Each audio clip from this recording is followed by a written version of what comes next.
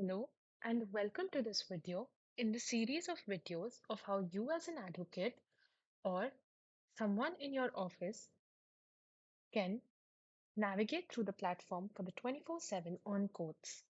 This is the fourth video in the series in which we will be covering how you can do the correction of defects.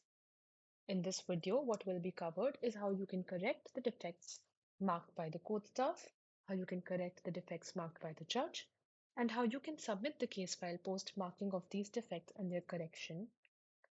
What we will also cover is how the file can be submitted via the flow of uploading the signature of both the parties.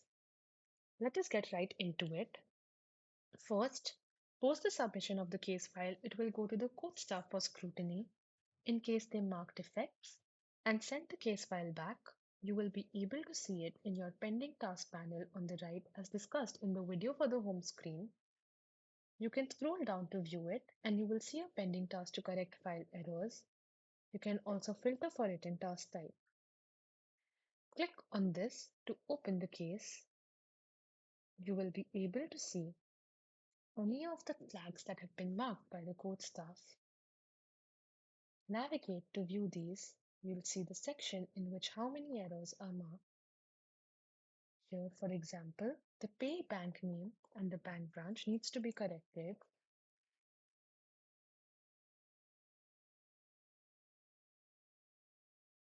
Once this has been corrected, you can also view the next error or any other error that might exist. Note that the entire section of the debt liability details has been marked as a defect because no proof has been provided. In this case, upload that documentation.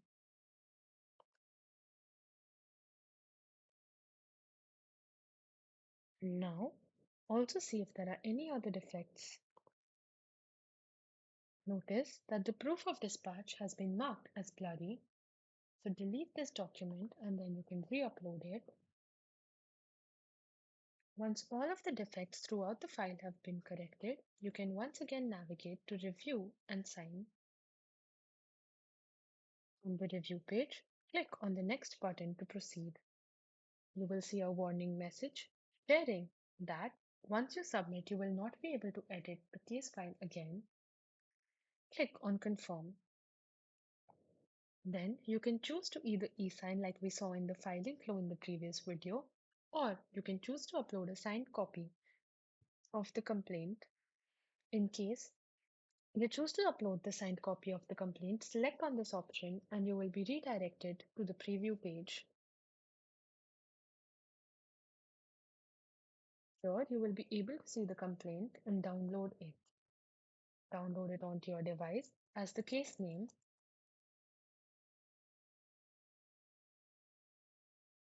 Then yourself sign it and also get the litigant to verify all details and sign it. Then re-upload the signed copy onto the system. Then click on the Submit Signature button to confirm, and the complaint view will be updated with the signed copy you have shared. The status will be uploaded and updated to signed. You can then submit the case. Note that in the case of defect correction, no payment will have to be made again. Now, first the case will go back along with the complaint to the court staff for their review again and then to the judge. Note that if the judge marks a defect, it will once again show up in the pending tasks. However, if the defect has been marked by the judge, it will show up on the left corner as the judge's remarks.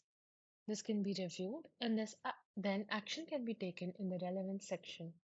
For example, here the judge has requested to review the PIN code of the accused. Navigate to the accused details and update the PIN code as required.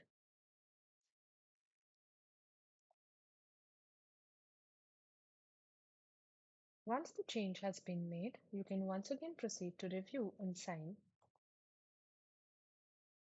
Review whether the change is reflecting and then click on Next to proceed and submit. The submission process remains the same as in the case of resubmitting post FSO marked defects. The complaint will now go to the FSO and then again to the judge. With that, we complete this video on defect correction. Thank you. In the next video, we will be covering how you can view your case that has been submitted.